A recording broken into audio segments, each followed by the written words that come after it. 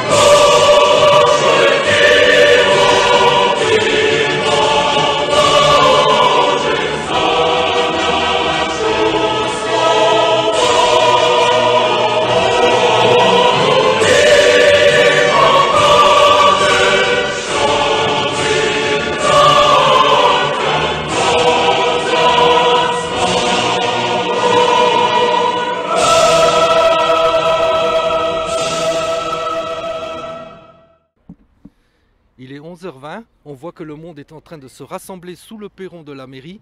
Dans quelques instants, les maires vont venir certainement à leur tour prononcer un discours en soutien au peuple ukrainien. Et on est fiers d'aujourd'hui d'être là pour couvrir cet événement et apporter également de la part de Fort FM un soutien au peuple ukrainien. Très bien. Madame la conseillère départementale, monsieur le vice-président du conseil départemental et président de l'Eurodistrict, monsieur le président de la communauté d'agglomération Forbach-Porte de France, mesdames, messieurs les maires, mesdames, messieurs les élus, mesdames, messieurs les membres du conseil des sages, mesdames, messieurs les membres du conseil municipal des jeunes, mesdames, messieurs les présidents d'associations, mesdames, messieurs.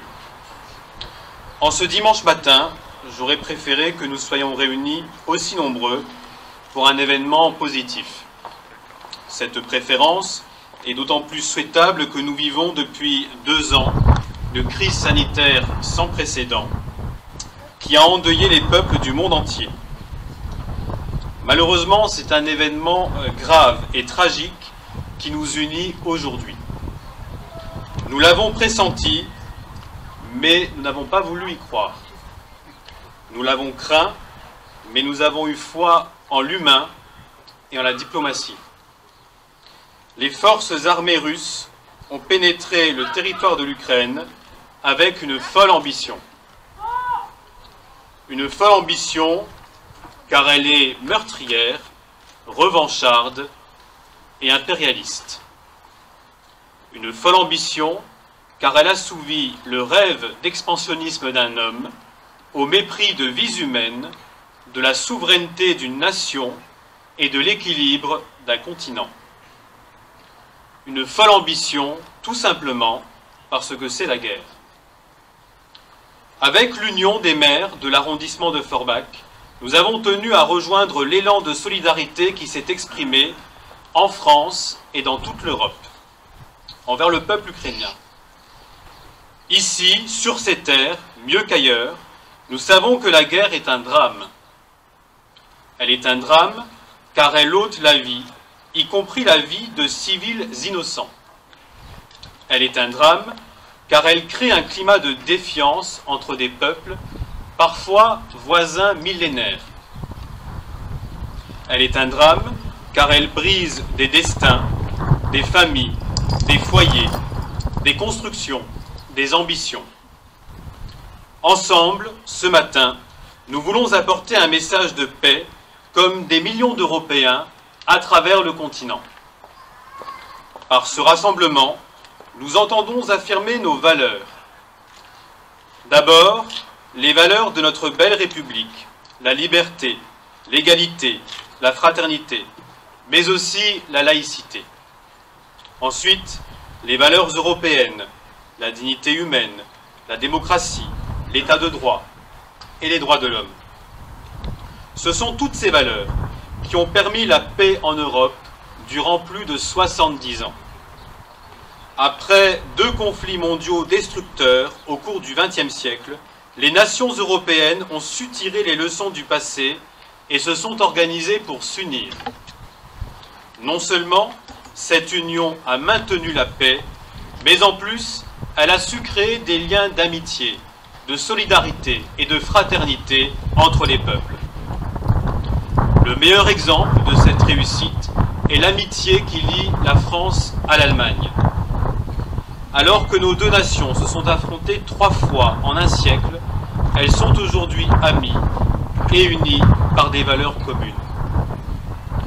À tel point que le couple franco-allemand est le poumon de l'Union européenne. La paix, apportée par l'Union européenne, a permis à notre continent de connaître une longue période de prospérité. D'abord, une prospérité démocratique qui garantit la liberté et le progrès. Ensuite, une prospérité économique qui a fait de notre continent le plus riche du monde. Enfin, une prospérité technologique qui permet aux Européens d'être à la pointe de l'innovation dans bien des domaines. Vous l'avez compris, la paix n'est pas simplement un slogan. La paix ne se résume pas au désir de vivre dans la tranquillité. La paix rationalise les relations dans une société et sur la scène internationale. Elle les dépassionne. Elle pousse à la réflexion et à la remise en question. La violence est l'arme des faibles, qui, pour atteindre leurs néfastes objectifs d'expansion, n'ont rien à proposer au peuple en termes d'avenir collectif. La violence est l'arme de ceux qui ne parviennent à inspirer, à influer, à créer des références. Seule la paix permet l'émancipation, le progrès et la prospérité parce qu'elle permet à tout un chacun de se projeter dans l'avenir. Seulement, les événements tragiques ces derniers jours le démontrent, la paix n'est jamais définitivement acquise. C'est pourquoi, plus que jamais, les événements actuels en Ukraine doivent nous encourager à redoubler de vigilance. Continuons à transmettre notre histoire et nos valeurs démocratiques aux jeunes générations. Préservons notre capacité d'indignation face à l'inacceptable. Rassemblons-nous dès que la paix et la démocratie sont mises à mal. Votre présence nombreuse ce matin est un beau message d'espérance. Un message d'espérance pour le peuple ukrainien, mais aussi pour nos valeurs. Je vous remercie chaleureusement pour votre mobilisation. La présence nombreuse d'élus locaux, de représentants des associations, de forces vives de notre territoire et de jeunes démontre que nous conservons notre capacité à nous fédérer quand cela est nécessaire. Vive la démocratie, vive la paix, longue vie au peuple ukrainien.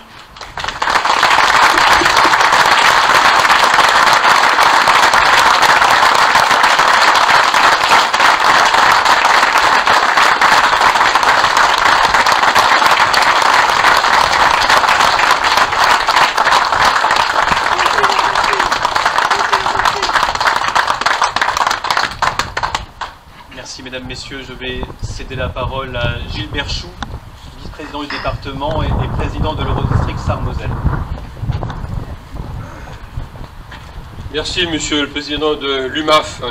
Après ce beau discours qui nous réjouit quand même aujourd'hui malgré les difficultés, moi-même je suis très heureux d'être parmi vous ce matin.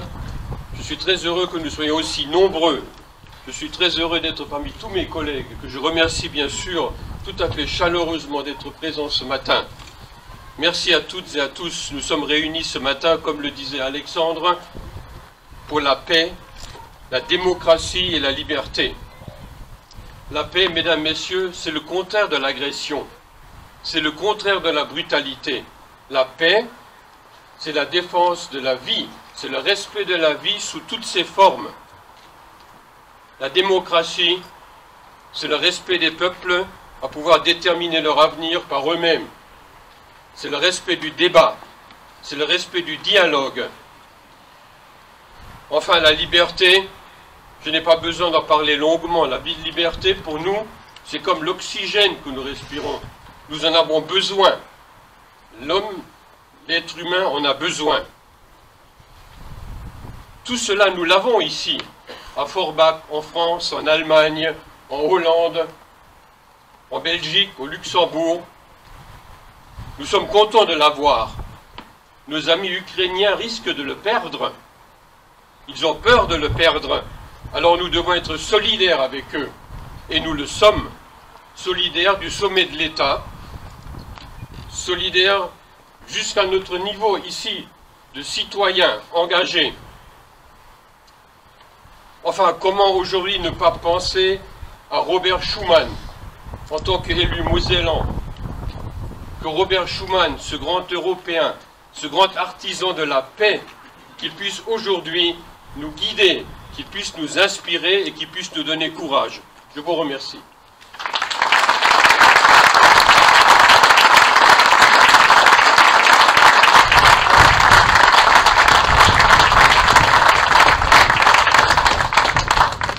Merci, cher Gilbert. Je vais à présent céder la parole à René Steiner, maire de Saint-Avold.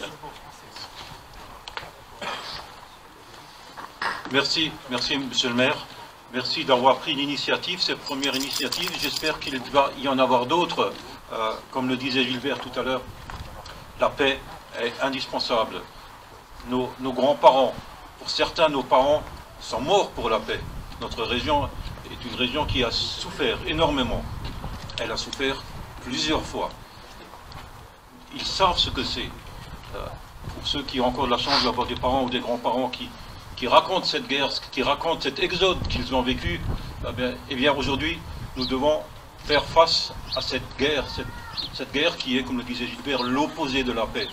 Nous devons nous opposer à cette guerre et nous devons le dire fortement.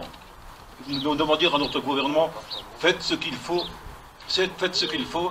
Les Français sont solidaires de l'Ukraine. Nous avons un grand rôle à jouer. L'opinion, les valeurs que nous portons et le message que nous devons donner, c'est la paix à tout prix. La paix à tout prix. Voilà. Mesdames et messieurs, je vous donne, pour ceux qui le souhaitent, Saint-Avold organisera une telle démarche dans la semaine. Nous n'avons pas encore fixé le jour, mais vous êtes les bienvenus, on communiquera. Merci à vous. Merci, monsieur le maire.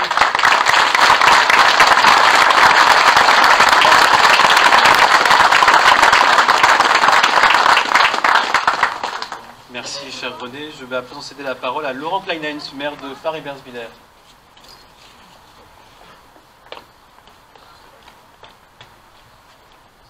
Chère Assemblée, je crois que les présentations ont été faites. Je voudrais rectifier un peu l'histoire, puisque Poutine prétend que les Ukrainiens sont des néo-nazis.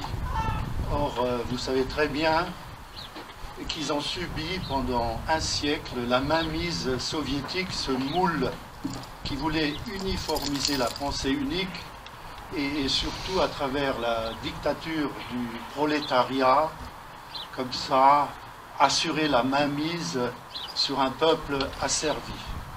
Nous sommes là aussi pour, je veux dire, rendre hommage à ces mineurs ukrainiens qui ont préféré rester chez nous plutôt que d'aller voir les goulags de Staline, puisque vous savez très bien que le NKVD, cette instance policière du parti, allait, comment dire, envoyer tous ces traîtres, ces verrues dans les goulags de Sibérie.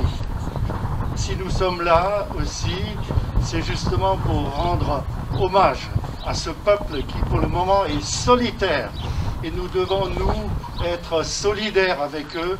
La preuve est là, c'est que le maire de Forbach a su cristalliser autour de cette réunion l'ensemble des gens qui compatissent à la douleur du peuple ukrainien. Un général de Napoléon, qui avait basculé dans le camp du tsar, avait dit que la Russie est un pays où il est facile d'entrer, mais où il est difficile de sortir.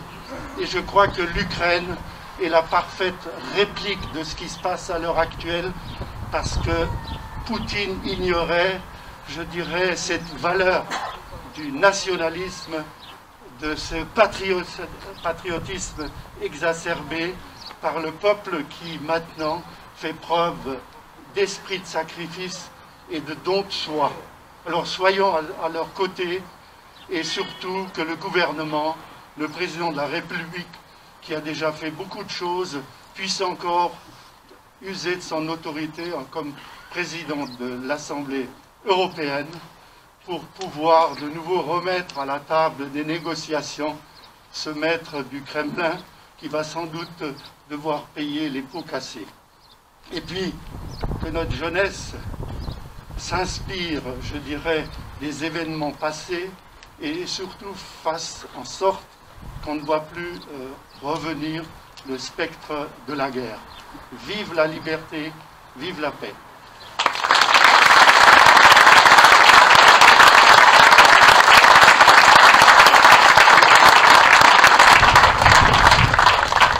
Merci, cher Laurent. Je vais à présent céder la parole à notre député, Christophe Arend.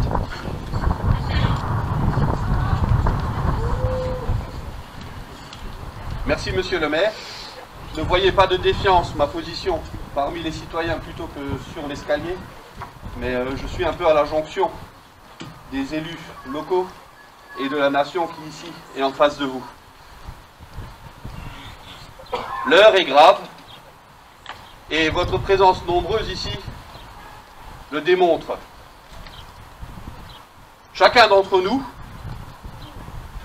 même si l'Ukraine est à 2000 km à vol d'oiseau, ce qui peut paraître loin, et si proche en même temps, sera impacté dans sa vie quotidienne. Et c'est dans ces moments-là qu'il faudra aussi que nous démontrions tous ensemble notre solidarité. Parce que c'est pour nos amis ukrainiens, pour leur liberté, contre l'oppression autocratique, que nous sommes présents ici et que nous allons supporter ses conséquences dans notre quotidien. Je remercie M. Kleinens, le maire de Fareberswiller, d'avoir fait ce rappel historique. Et je pense qu'il y a ici, parmi nous, des descendants de ces mineurs ukrainiens qui ont travaillé sur notre territoire. J'aimerais rappeler à votre mémoire également ces milliers d'Ukrainiens qui sont restés dans notre terre, à Dantin, sur le site du Banc Saint-Jean, lors du dernier épisode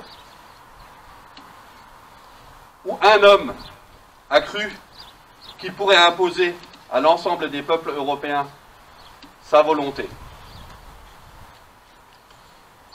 Je sais que cela vous rassurera peu, mais sachez qu'aujourd'hui, de nombreuses choses sont entreprises de sorte à ce que l'Europe avance unie contre cet acte, contre cette guerre. Vous verrez que nos voisins allemands ont déjà bien évolué en une semaine sur leur position. Il y a encore 3 jours, ils refusaient de livrer autre chose que des casques à nos frères ukrainiens. Aujourd'hui, ils sont pour la première fois depuis les années sombres, depuis les années 40, prêts à armer l'Ukraine. Non pas, comme j'ai pu le lire, pour reprendre de leur superbe nazi, appelons les mots par leur nom, mais pour nous dire que ces temps sont passés et qu'il n'y a qu'ensemble que nous pourrons surmonter ce défi comme nous avons surmonté les précédents défis inédits des 5 dernières années. Crions fort notre volonté de liberté, d'égalité, de fraternité. N'oublions pas que nous sommes les enfants des Lumières. Nous sommes les enfants de la Révolution française de 1789. Et c'est sur notre territoire, ici, que nous avons trop souvent subi la dictature de quelques-uns qui étaient d'un autre avis. Soyons solidaires. Vive la République. Vive la France.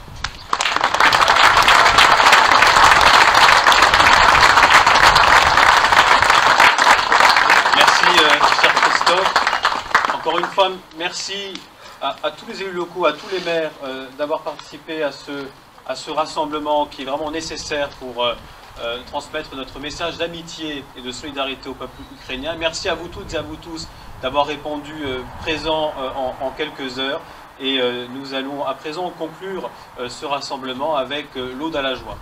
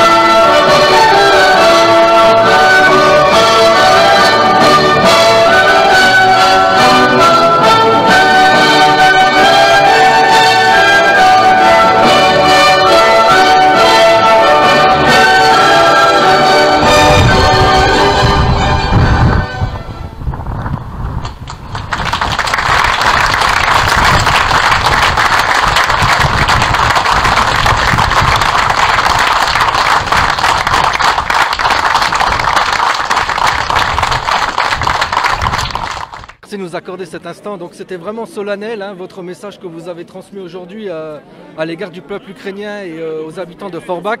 Mais au-delà de ça, on voit aujourd'hui que on a par exemple la Finlande qui veut rentrer dans l'OTAN, qui risquerait d'énerver encore plus le président russe. Qu'est-ce que vous en pensez exactement, vous qui avez justement mentionné l'impérialisme de cette guerre? Qu'est-ce que vous en pensez? Je pense qu'il était important que nous nous réunissions aujourd'hui pour exprimer toute notre solidarité au peuple ukrainien parce que nous sommes sur un continent qui a vécu dans la paix pendant plus de 70 ans et cette paix a été construite notamment grâce à l'Union européenne et grâce à l'intelligence des peuples qui ont voulu vivre en toute fraternité et en toute solidarité. Et donc nous voulons exprimer aujourd'hui un message de paix en toute modestie évidemment et je pense qu'il est important que sur tout le continent, eh bien, tous les peuples puissent se réunir de cette manière pour exprimer leur volonté d'union, leur volonté de paix et aussi affirmer les valeurs qui nous sont chères, les valeurs de notre République, mais aussi les valeurs de l'Union européenne. Merci. Et on a vu aussi le président qui a essayé d'éviter cette guerre le plus que possible. Est-ce que vous pensez qu'il a fait le maximum ou on aurait pu encore mieux faire ? Je crois qu'aujourd'hui, sur la scène internationale, rien n'est si simple et je pense qu'il est important que tous les chefs d'État, le nôtre, mais aussi les autres chefs d'État de l'Union européenne, puissent continuer à dialoguer et puissent continuer à faire entendre raison donc à la Russie pour éviter qu'il y ait un bain de sang et pour éviter qu'il y ait une guerre sur notre continent. Très bien, merci d'avoir répondu à Fort FM. Merci. Je peux vous prendre ça, s'il te plaît. Ça sera une prise au vent terrible. Montrer ça à chaque Français, c'est bien.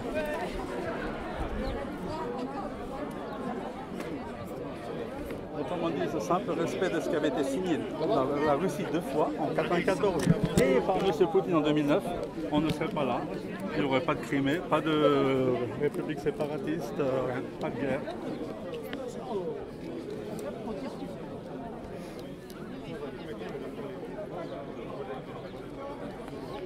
Si vous me donnez votre carte de visite, je vous l'enverrai l'original par mail. Ah oui, si vous l'avez, ouais, je vous la donne. C'est une trace, moi j'ai pas de carte de visite, j'ai tout épuisé, il faut que j'aille en refaire. Super, merci beaucoup. Cette crise actuellement que traverse l'Ukraine, elle vous touche énormément? Ben oui, quand je vois des êtres humains, 50 millions d'êtres humains qui se terrent dans les égouts comme des rats et qu'avec toutes nos armes, tous nos moyens, on en fait beaucoup de choses, je ne veux pas le dire, au niveau de l'Union européenne, oui, c'est très bien, je veux dire. Mais désolé, en tant qu'être humain, moi ça ne me suffit pas. Quand au XXIe siècle, on assiste à la télé comment des gens sont tués en masse, alors que c'est un peuple souverain qui fait partie par la communauté des Nations Unies. Et voilà. Qu'est-ce qui s'est passé depuis 2015?